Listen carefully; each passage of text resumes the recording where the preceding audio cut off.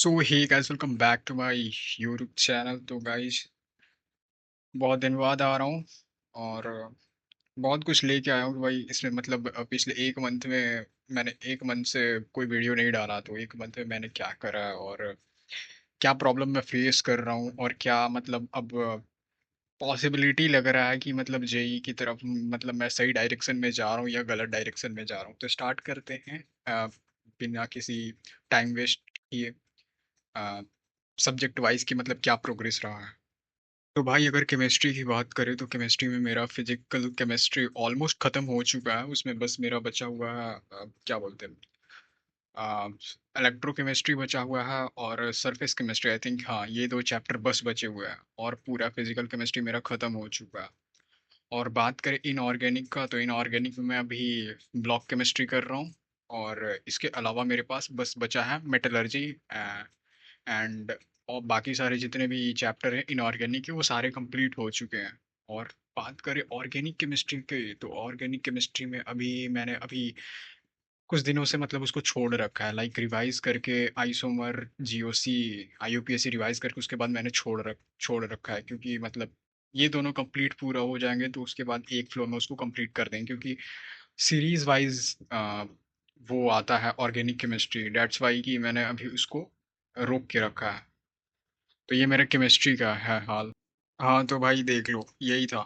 और यहाँ पे अगर बात करें हम लोग फिजिक्स की, तो फिजिक्स में देखो, पिछले टर्न पे मैं आया था तो ये मेरा सेक्शन कंप्लीट नहीं था, जिसके कारण से कि मेरे को लग रहा था कि मेरा फिजिक्स अधूरा अधूरा है। बट भाई मैंने पूरा कंप्लीट कर दिया ये सब कुछ। और बस अब मेरा जो बचा है ये वेब ऑप्टिक्स का पार्ट है। और ये क्या बोलते हैं उसको, अरे भाई क्या चैप्टर का नाम था, मॉडर्न फिजिक्स। बस वही दोनों बचे हैं। बाकी मैंने ये सब कंप्लीट कर दिया। ईएमआई, एसी, फिर उससे करंट, इलेक्ट्रिसिटी, इलेक्ट्रोस्टैट, ये सब मेरा कंप्लीट है। और बात करें मैथमेटिक्स की, तो अरे भाई रुक जा। तो मैथमेटिक्स में देखो, मैथमेटिक्स में मेरा पूरा कंप्लीट है। बस मैथमेटिक्स में अब कैलकुलस में रोक के रखा हूँ, जो कि मेरे को लग रहा है कि अभी मेरे को अभी और टाइम लगेगा कैलकुलस स्टार्ट करने में। आई थिंक नेक्स्ट वीक से मेरा कैलकुलस स्टार्ट होगा। जो कि मैं बता रहा हूँ मैं किस स्ट्रैटेजी से हर सब्जेक्ट को कर रहा हूँ। तो मेरा नेक्स्ट वीक से कैलकुलस स्टार्ट होगा। हाँ तो भाई, मैं जो तुम्हारा ये लेके प्लान लेके पढ़ रहा हूँ ना, मैं कुछ ऐसे प्लान लेके पढ़ रहा हूँ। लाइक देखो, अब मेरे जो लाइव लेक्चर है ना, लाइव लेक्चर में मेरे बैकलॉग है। बैकलॉग इन द सेंस मेरे क्लास 11th वाले टॉपिक बचे थे, बीच में मैंने बहुत टाइम पास किया था, तो जिसके कारण से कि मेरे बैकलॉग बहुत ज़्यादा बढ़ रहे थे। तो मैंने क्या किया कि भाई देखो, तुम कोई स्कूल में नहीं पढ़ रहे हो कि मतलब एक मतलब 3 क्लास एक दिन के हैं तो आप तीन के तीनों करो। हम मानते हैं there are lots of student who have done that criteria, but आपके पास भाई फ्रीडम है ऑनलाइन का ना। ये तो देखो, आप कोई एक रूल में आप बंधे नहीं हो, जिस कारण से आपको एक होना चाहिए कि नहीं मतलब अगर मेरा बैकलॉग बहुत ज़्यादा है तो मैं इस वे में भी उसको कंप्लीट कर सकता हूँ। तो मैंने क्या किया कि मैंने देखा कि मेरे पास बैठने का सीटिंग आवर बहुत अच्छा है, मतलब मैं डिस्ट्रैक्ट नहीं हो पाता हूँ।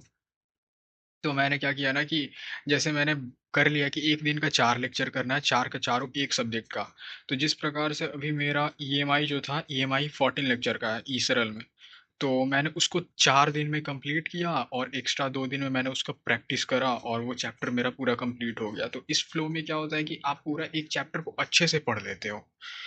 तो मैं ऐसे ही कर करके मैंने पूरा फिजिक्स अभी पिछले 10 दिन में कंप्लीट कर दिया, मेजर मेजर पार्ट उसका खत्म कर दिया हूँ।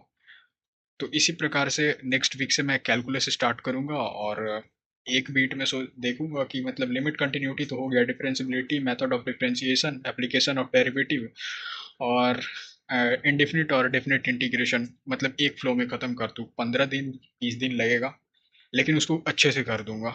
और भाई कैलकुलस के बाद डायरेक्ट मैं आऊँगा ऑर्गेनिक केमिस्ट्री पे। और ये दोनों जब मेरा मेजर पोर्शन कंप्लीट हो जाएगा तो फिर मेरे सिलेबस में कुछ बचता नहीं है। तो मैंने अपना पूरा टारगेट लेके चल रहा हूँ कि एंड ऑफ सितंबर में मेरा सिलेबस जो है वो कंप्लीट हो जाएगा।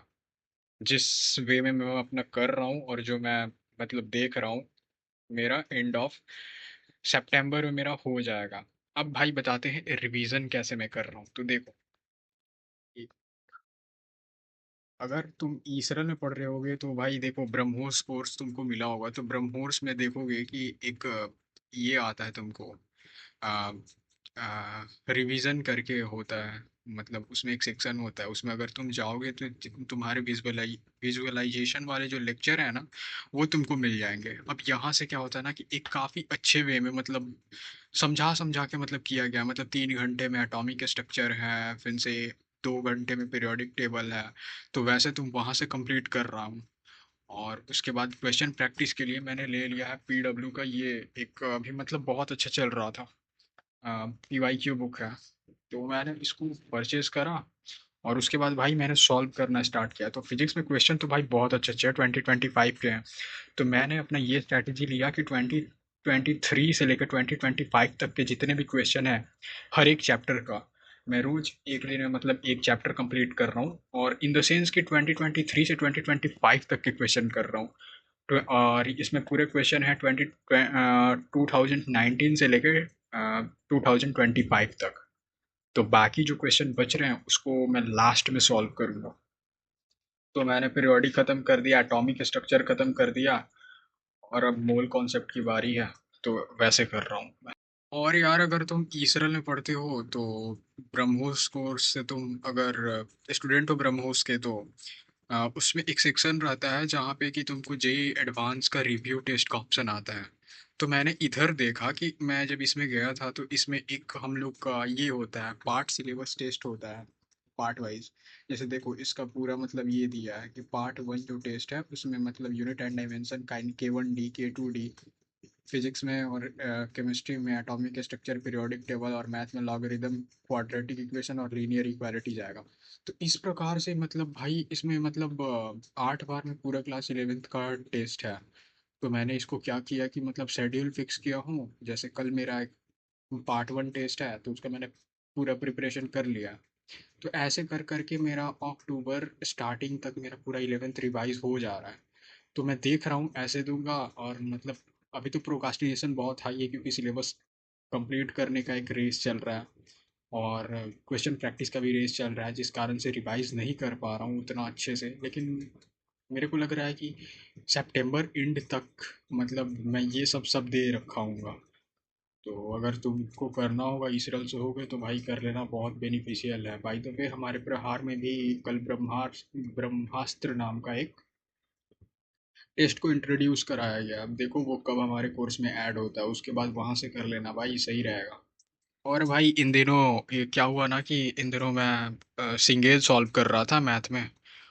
तो भाई क्या मस्त किताब है यार, मेरे को शुरू में पता ही नहीं था कि वो किताब मतलब अ, मतलब मेरे को ये नहीं पता था, मैं बस मॉड्यूल कर रहा था। और मेरे को मॉड्यूल कर करके मैं सोच रहा था कि मैथमेटिक्स मेरा बहुत सही जा रहा है, लेकिन सिंगेज में आए उसमें अचीवर्स करके लास्ट में एक क्वेश्चंस होते हैं जो कि एडवांस के होते हैं, प्योर डेडिकेटली एडवांस के होते हैं। तो वो मैं कर रहा था भाई, बहुत टाइम लग रहा था लेकिन मज़ा आ रहा था करने में। तो सही है भाई, वो कर रहे थे। और हाँ मैं एलन का इधर डीएलपी जो होता है ना, जो सीबीटी और जो तुम्हारे पेन पेपर टेस्ट होते हैं, मैं लेने का सोचा था। और मेरा सिलेबस लगभग कंप्लीट था, बट यही था कि अभी कंप्लीट था 2-3 सीबीटी और पेन पेपर के बाद मेरा जो सिलेबस था वो पीछे हो जाता, जिसके कारण से मैंने परचेज नहीं करा।